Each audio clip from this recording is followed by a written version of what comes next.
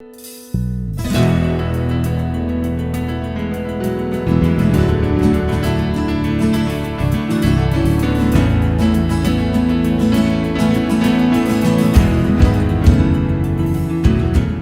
to brilliantmaths.com, where every student has an opportunity to learn and excel in maths. Today's lesson is actually taken from Brilliant Maths Module 4. Have you subscribed to Brilliant Maths yet? Go ahead and subscribe. You will be glad you did. There are lots and lots of resources for you in there to use, and you will see yourself improve. Let's go and have a lesson. In this part of the lesson, we want to learn how to calculate angles. The interior angles of this triangle are E, F, G. We know that the exterior angle is equal to the sum of the two opposite interior angles. So we're going to use the properties that we know to find the value of angle E, angle F, and angle G. So we'll start with E. E and 120 are on a straight line. So both of them add up to 180 degrees. So E is equal to 180 degrees minus 120 degrees, and that gives us 60 degrees. All right? Then F plus 140 degrees is 180 degrees. So F is 180 degrees minus 140 degrees, and that gives us 40 degrees. So we are left with angle G. If we know that E is 60 and F is 40, E plus F plus G is 180 degrees. So 40 degrees plus 60 degrees plus G is equal to 180 degrees. So G is equal to 180 degrees minus 100 degrees, and that gives us 80 degrees. So we've been able to find the value of E, and the value of E is 60 degrees, F is 40 degrees, and G is 80 degrees. Very simple. In the second example, we have two triangles lying side by side. The first triangle, and these strokes mean that the three sides are equal. And if the three sides are equal, then it's an equilateral triangle. So the three angles are also equal. Let me try to label the triangle. Let's call it triangle A, B, C, D. All right? So Q is equal to 180 divided by 3, which gives us 60 degrees. That's Q plus Q plus Q is 180 degrees. Divided by 3, we get 60. Then, because it's equilateral, this side is also equal to Q. So that's equal to 60 degrees. And X is equal to Q plus Q. Looking at the property that the exterior angle is equal to the sum of the two opposite interior angles. So Q plus Q is 120, and that is equal to X. Or you could say X is equal to 180 degrees minus 60, which also gives us 120 degrees. So X is 120 degrees. And triangle BCD, as we can see, two sides are equal, so that is an isosceles triangle. And in an isosceles triangle, with two sides equal, the base angles are also equal. That means that P and R are equal. So if X is 120 degrees, then we have that X plus P plus R is equal to 180 degrees. And we know that S is 120. So P plus R is equal to 180 degrees minus 120 degrees, which is equal to 60 degrees.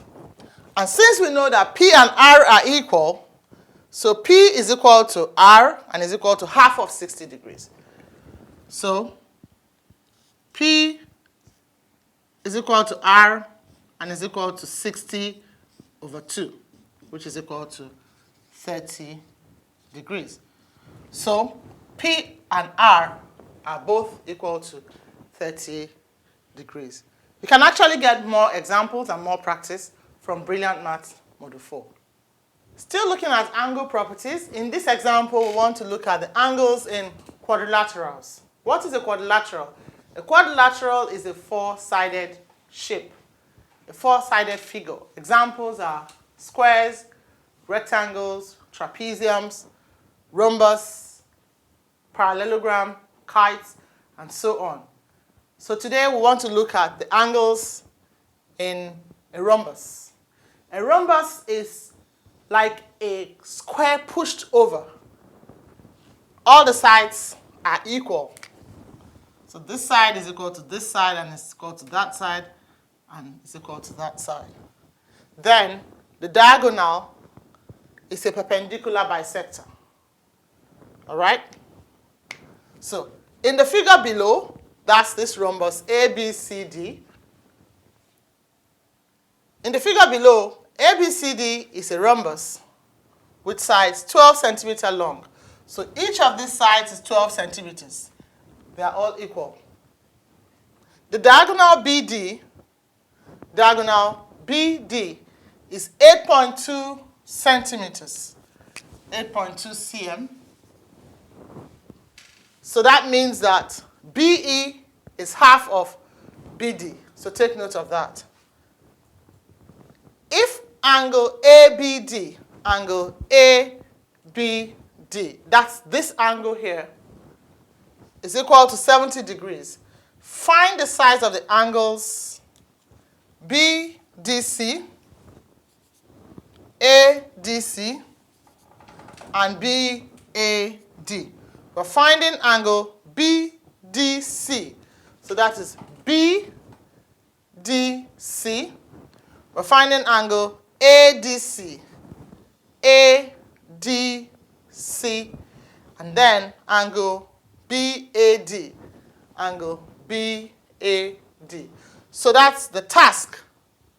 And also calculate the length of the diagonal AC, the diagonal AC. So let's try to solve that problem using the facts and the properties that we know already. Angle BDC, BDC is equal to 70 degrees. Why? BDC, take a look at that. AB is parallel to DC. So they are alternate angles. This angle is alternate to this. So this is actually 70 degrees. It forms a Z shape. We have had a lesson on angles formed by parallel lines. If you haven't seen that video, go look for it. So that angle is 70 degrees. Angle ADC, ADC is equal to 70 degrees times 2. Why? Because this diagonal is a perpendicular bisector. It bisects the angle at D. So this is also 70 degrees. So ADC is 70 times 2, which gives us 140 degrees. I hope you can see that. Then angle ABC, angle ABC is also 2 times 70. And that is 140 degrees. So next we need to find the diagonal. We have found all the angles. Angle BDC, we have found angle BDC at 70 degrees. We have found angle ADC, angle ADC to be 140 degrees. And we have found angle BAD, angle BAD is 40 degrees. How? BAD is 40 because this is 70 degrees and this is also 70 degrees. So the angle A is 180 degrees minus the sum of 70 and 70. So that's how we get 40 degrees. So we found the three angles. And then next, we are going to find the length of the diagonal AC. To find AC, we can find AE and multiply it by 2 because these are two congruent triangles. BD is 8.2. So if we use half of it, it will be 4.1. And then we can use Pythagoras theorem to find the length of AE. So AE squared will be equal to 12 squared minus 4.1 squared. 4.1 is half of 8.2 using Pythagoras theorem. So AE then will be the square root of 12 squared minus 4.1 squared. So if you find the square root of 12 squared minus 4.1 squared, we would have 11.3. So that means that AE is 11.3 centimeters. If AE is 11.3 centimeters, AC is equal to AE times 2. So we have 11.3 centimeters times 2, and that gives us 22.6 centimeters. So the length of the diagonal AC is equal to 22.6 centimeters. This is very easy to do. All you need to remember are the properties of the quadrilateral. So for example, in the rhombus, you need to remember the properties of a rhombus. Note that all the sides are equal. It's like a square pushed over. Let's look at another example. In this part of the lesson, we want to look at the trapezium. Still looking at angle properties of quadrilaterals, right? Quadrilaterals are four-sided figures. And we know that the sum of the angles of the quadrilateral is equal to 360 degrees. So that's something we know already. So in this example, we have a trapezium. It says ABCD is a trapezium. What do we know about a trapezium? We have a pair of parallel sides. So the parallel lines here, or parallel sides, are AB and DC. So that's a trapezium. AB parallel to CD, as we can see.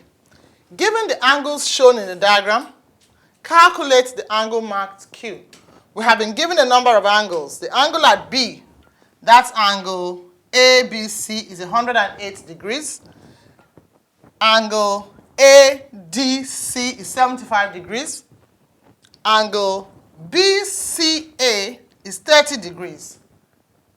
We want to find angle R, and then we'll find angle Q. Then I'll put angle P there because it will be easy. It will help us to find R. Why? Because AB is parallel to DC. So look at the formation. AC, the diagonal, is like a transversal. And since AB and DC are parallel, these are alternate angles. So P is equal to R. So looking at the solution, the sum of the angles of the quadrilateral is equal to 360. So that means that Q is the entire angle, that's angle BAD. So Q plus 108 plus 30 degrees plus R plus 75 is equal to 360 degrees. Sum of the angles of a quadrilateral. That's the reason. And then we have explained that A, C, we have explained that ACD, that's angle R, and BAC, that's angle P, are equal. Why? Because they are alternates. But what's the value? What are they equal to? They are equal to 180 minus 108 plus 30. Because the sum of the angles of the triangle ABC is equal to 180 degrees. So P is equal to 180 minus 103 plus 30. The sum of 100 so P is equal to 180 minus the sum of 108 and 30 degrees. So angle P is equal to 42 degrees, which is also equal to angle R. There are several manipulations you can use, but this is the path I have chosen. So P and R are equal to 42 degrees. So next, we want to find angle BCD. So if that is 30 and this is 42, so BCD is 72 degrees. So finally we can find Q. Q is the angle at A. P is part of Q, as you can see. So that angle will be equal to 360 minus the sum of the other three angles. Since the sum of the angles is equal to 360 degrees, so we have Q, which is angle BAD, is equal to 360 minus the sum of 108 plus 72 plus 75. And that will give us 360 degrees minus the sum of these 108 plus 72 will give us 180. And 180 plus 75 will give us 200 and 180 plus 75 will give us 255 degrees. All right. So 360 minus 255, what would that be? Angle Q. 10 take away 5, we have a 5. We have borrowed 1 from here already, so we're left with 5. 5 take away 5 is 0. And 3 take away 2 is 1. So angle Q is equal to 105 degrees. You can get some more examples for more quadrilaterals like kites, squares, and rectangles from Brilliant Maths Module 4. Try to get a copy of that module. Still looking at angle properties, we want to look at angles in other polygons. Remember that a polygon is a closed shape with straight sides. So it could have so many sides. Note that the sum of the interior angles of a polygon is equal to n minus 2 times 180 degrees, where n is a number of sides. This formula would work for any polygon. So for example, if you have a triangle, which is a 3-sided polygon, so your n is 3. 3 minus 2 is 1. And 1 times 180 is 180 degrees, which satisfies that. The sum of the interior angles of a polygon is that. So take note of that. That's a very important fact. Then, each interior angle of a regular polygon is equal to 180 degrees times n minus 2 divided by n. All right? So you are dividing the sum of the interior angles by the number of sides to get the value of each interior angle. Also, all the exterior angles of a polygon add up to 360. You know that the exterior angle is outside the shape, the extensions. So all the exterior angles will add up to 360 degrees. You can try to practice that, cut out a shape and do the extensions. If you put the exterior angles together, you will get a complete circle, a complete revolution, which is equal to 360 degrees. Finally, each exterior angle of a regular polygon is equal to 360 divided by n, where n is the number of sides. So if you divide 360 by the number of sides, you will get the value of each of the exterior angles of that polygon. These are the major facts. These are the main facts you need to remember in working with polygons. Once you remember these 4 facts, 1, 2, 3, 4, you can solve any problem involving polygons. So let's look at the example. Each exterior angle of a regular polygon is 150 degrees. That is given. How many sides has it? That means how many sides does the polygon have? The exterior angle will be 180 minus interior, because exterior angle plus interior angle will give you 180 degrees. It will be on a straight line. So, if each interior angle is equal to 180 degrees, then each exterior angle is equal to 180 minus 150. And that will give you 30 degrees. Remember, we are trying to find the number of sides. So we know that the exterior angle, each exterior angle is equal to 360 divided by n, which is the number of sides. But we don't know n.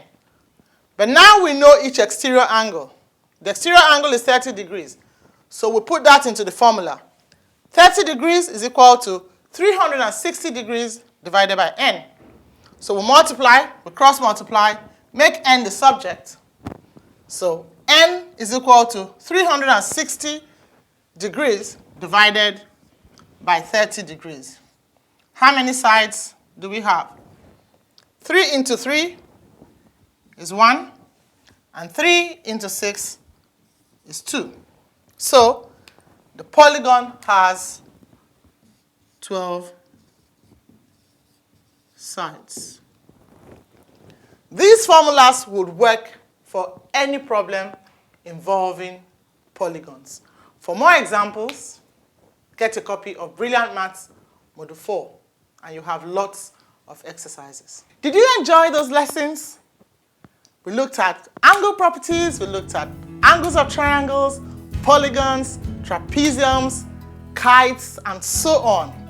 Get a copy of Brilliant Maths Module 4 and subscribe to brilliantmaths.com. There are lots and lots of resources there for you. And always remember that maths is fun and you can do it. My name is Ngozi Orevodini. See you next time.